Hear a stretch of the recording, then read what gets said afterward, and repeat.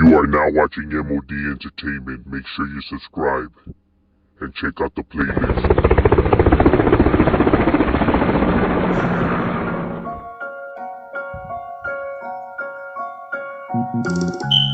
I grew up hearing gunshots in the late night. Ghetto bird, police sirens as a mother cries. Just another victim of the Soundbrown genocide. Locals posted locked and loaded, ready to take lives. And when they heard the chief lay, they would duck up out of sight.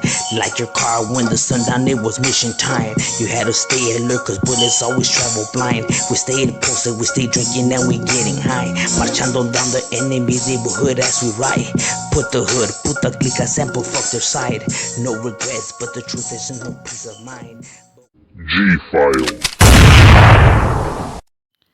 Alright, now starting off right here in Boyle Heights, you have the clps neighborhood, which stands for Clica Los Primos Sureños, or just Clica Los Primos.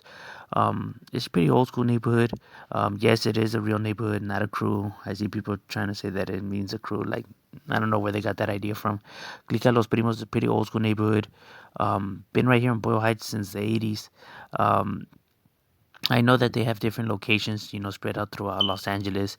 And I mean Los Angeles County, you can find them in Lancaster, Palmdale, just throughout LA, through the southeast, through the east side. They just, they're large in number as a whole. Like in each individual spot, they may not be as large, but altogether it's one big neighborhood. You feel me? Clica Los Primos is definitely with the business, homie. It's definitely a neighborhood you hear about. The COPS neighborhood, you know what I mean? And hey, homie, they be taking care of business, homie. These guys ain't no chumps, ain't no pushovers, you know what I mean? So right here in Boyle Heights, you could just find them, scattered throughout Boyle Heights, you know what I mean? They just have like different locations in which they kick it at. So it's not a specific location, it's just a bunch of different spots. But you definitely see the activity by these guys, definitely going at it with the surrounding neighborhoods and putting the barrio up on the map, you know what I mean? But yeah, that's what's up with Clica Los Primos, homie. They definitely be representing and holding it down for theirs. Now, another old school neighborhood that you have right here, that you hear about, is the Varrio State Street Locals. Now, State Street Locals is a pretty old school neighborhood right here in Boyle Heights. One of the neighborhoods that, you do hear about. I was told that this neighborhood was established since the 50s. State Street Locals is located right there, obviously on State Street. Now they may not be as large as some of these other neighborhoods around this area. You know what I mean? State Street has never really been like that large of a neighborhood, but they always been, with the business, homie. They have members, that put in all kinds of work. One of the neighborhoods that gives law enforcement a hard time. As a matter of fact, they made the news several times for a bunch of sweeps, for drug sale, arms sale, robbery, murders. The works, homie. This vato is definitely with the business, homie. They got the writers, homie, that be putting it on the map for them. You feel me? Like I said, just because they may not be as large as the rest of the neighborhoods around here, don't make them no chumps, no pushovers. State Street is a neighborhood that you definitely hear about, homie. These guys, they be putting their vital up on the map right there, homie, and representing for theirs. But yeah, that's what's up with the SSL neighborhood. That's that Varrio State Street Locals. Now, another neighborhood that you have right here, and I know people are gonna say that is not true, but it is the 38th Street Gang. Now, the 38th Street Gang is the same one as the one from South Central. They had a clique that started over here in East LA, and I know because I have homies from barrios around here, and they beef it with these guys, so it is a real thing out here. I know there's some people that say that it isn't or whatever, but I mean, you can't go up against the facts, homie. You know what I mean? Like, I actually seen them, met them, and I know homies that go at it with them. So those are the facts, homie. You know what I mean? And I mean not just from one neighborhood. I mean from different neighborhoods that go at it with them. So I mean, you know, what is everyone else lying and you're the only one telling the truth? I'm just saying. But yeah, the East Side 38th Street. Now, East Side 38th Street is the same one, like I said, from the one from South Central LA. They do have a small chapter over here in the Boyle Heights area. They used to be right in the Wyvern Woods project, but due to tensions with A Street, A Street has their shit on lockdown, so they weren't gonna let somebody just come in and try to set up shop. So you could just pretty much find them scattered. You can find them on record on Cesar Chavez, going at it with Gage Maravilla. As a matter of fact, Gage Maravilla is because they had set up shop right there, like by record, and that's what created the conflict between Gage and them. And yeah, homie, But nonetheless, 38th Street is definitely still a force to be reckoned with. It may not be as large as the South Side, portion of their barrio, but they still be doing their thing right here, representing for the 38th Street gang. And another neighborhood that you have over here that people say that is not true, but it is the Playboys gang. Now, the Playboys gang did have, a pretty large chunk in members in the Boyle Heights area. You know what I mean? Almost by through 8th and Olympic, almost by where the Food for Less is at, through those back ends, is where where you're able to find the Playboys gang. It was roughly always a small clique over here in Boyle Heights. I heard that it was a tank crew that was up, and they recruited them into their neighborhood, and that's pretty much how established. So you had a guy from Westside Playboys that moved over there, and just recruited these taggers into the hood, and pretty much how that went about its thing. You know what I mean? They were established there since the 90s. I was told that they're still there, but in small numbers, not like before. Kind of like 38. But yeah, that's what's up with the Playboys gang right there, representing in Boyle Heights as well, and holding it down. You feel me? They still be doing their thing right there and repping theirs. And another neighborhood you have right here is the Varro Easy Riders. Now, Easy Riders, I know is located already, is considered East LA, but to make it easier, I'm going to put them in the portion right here with the rest of the neighborhoods in Boyle Heights, because you see a lot of their activity over here in the Boyle Heights area. Now, you can find the Easy Riders right there on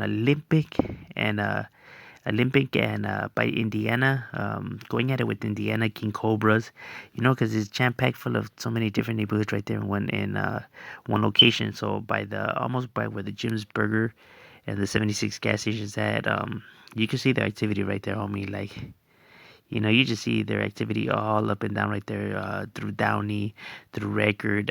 They just, it's a melee, you know what I mean, between them, Indiana, and King Cobras. You know what I'm saying?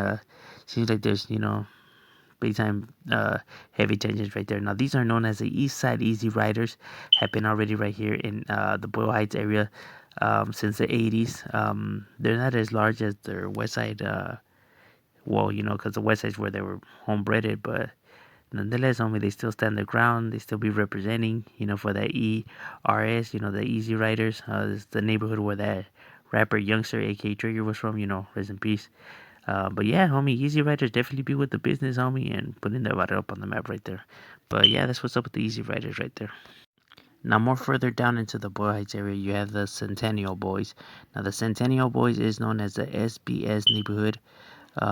Centennial being the avenue in which they hang out. It's a pretty long avenue. And throughout those apartment complexes where you can find the Centennial Boys, this neighborhood's definitely with the business. They have never been like large in numbers, but the heads that they do have, are with the business. You know what I mean? They're not that old school either. I was told that they were around since the 80s. Now, this neighborhood right here, is also located in several different spots. Like I heard that they were by Azusa, by Watts, but this is where they originated from. They originated from the Boyle Heights area, right here on Centennial Avenue. You know what I mean? And actually, they actually got pretty large over here because there was a tagging crew that they recruited into their neighborhood around here. But yeah, the Centennial Boys is definitely with the business, homie. You definitely see them up. You hear about these guys. You see the activity. You know what I mean? So they got their writers and representatives, you know what I mean, putting it down. I met some of these homies right here. Shout out to Clever. Shout out to also. Shout out to Little Weddle. Shout out to all the homies from Centennial Boys that be holding it down for their barrio. You know, they're pretty female vatos. But that's what's up with the SBS neighborhood right there, putting it down for their barrio and putting it on the map. Now, right here in the Boyle Heights area, we have the controversial neighborhood, which is the Oppo Street Locals neighborhood. Oppo Street is OSL. It is right here located on Lorena and Oppo. So, all throughout Oppo's where you'll find this neighborhood, they're pretty large, you know what I mean? You see the activity by them. Now, the reason I say controversial is because they're green lighters. They refuse to pay taxes, so they don't claim 13 or Sureños or Southsiders. They claim Greenlighters. As a matter of fact, when they hit up, they write the number 4. They write the number 15. Uh, Now why 15? Because the 15th letter in the alphabet is the O, so meaning for oppo. So that's how they write it. OSL 15. You know what I mean?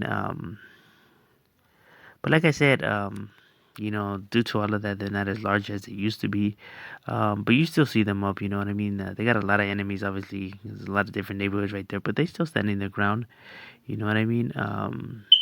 But we'll see, how that goes and where it goes from there. But yeah, they still standing their ground and representing for their barrio and putting it on the map. You know what I mean? I don't really know the whole details of the story of you know why the situation is it is the way it is, but you know what I mean? It is what it is. But yeah, that's what's up with the Opal Street right there, holding it down.